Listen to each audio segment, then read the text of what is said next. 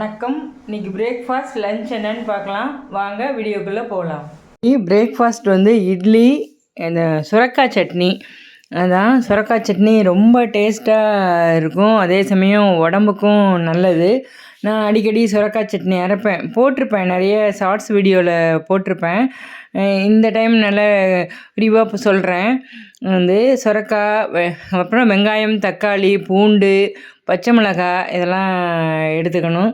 எடுத்துகிட்டு பொடியாக எல்லாத்தையும் கட் பண்ணிவிட்டு கொஞ்சம் கருவேப்பிலை, கொத்தமல்லி ரெண்டையும் சேர்த்து அப்புறம் 1 பை 1 ஒரு பவுலில் போட்டு ஒரு 2 ஸ்பூன் நல்லெண்ணெய் விட்டால் போதும். போட்டு நல்லா 2 ஸ்பூன் கூட தேவையில்லை, அவங்கவுங்க டேஸ்ட்டுக்கு தகுந்த மாதிரி தான்.